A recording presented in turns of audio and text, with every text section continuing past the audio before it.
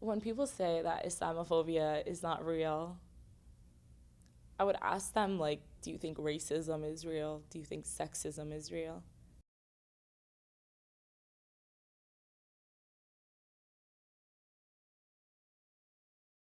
I don't know. Every time you turn on like Fox News or something, they have like people in like a teepee in the middle of the desert and they're like chanting to the skies. Young men with beards shouting in public squares.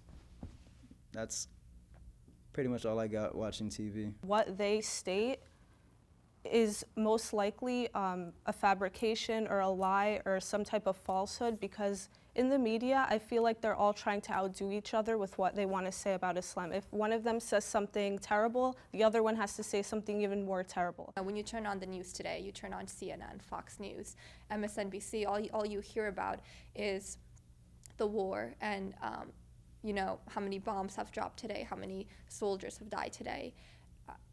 But you never actually get to learn about the people who are living in the shadows of all that, the people who have to go through their daily lives with all these things. Everything has been so normalized, even joking around of how Muslims are terrorists, or like that thing on my head probably has a bomb inside, or I'm just like an angry little Muslim girl, or things like that. It's just been so normalized, and we're supposed to accept it, and we're supposed to normalize the experiences and take it in. When in reality, I just feel like what we really need to do is have these experiences and really shape them and show people, I guess, our true colors, because that's something often the media doesn't portray. Like, okay, everyone in the media is telling me this about my religion. What's my religion really say?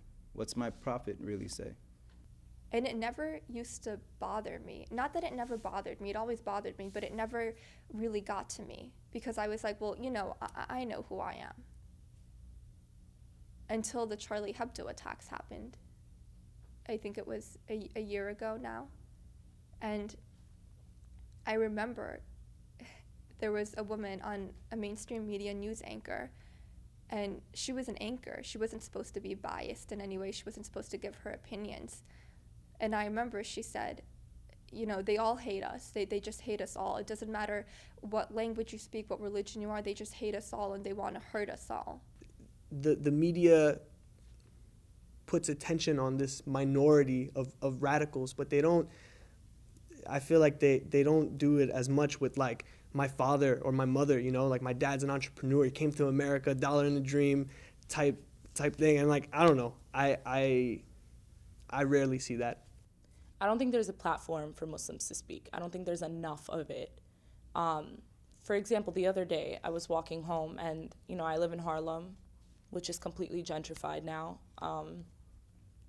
And I saw a bunch of like older white people protesting, and I was like praying to God. I was like, I hope this is not some like bigoted stuff right now. But they had signs that were like, screw Donald Trump, and like they were mocking the Muslim badge or the Muslim patch, and they were talking about how unjust Donald Trump's opinions are. And I was waiting for like a Muslim person to speak on the mic, about how much it affects them. But the entire time it was just, the same like older white people taking over the mic and being like, Muslims should never feel this way, they should have justice and blah, blah. And it was a lot of they. And I was waiting for the I as a Muslim.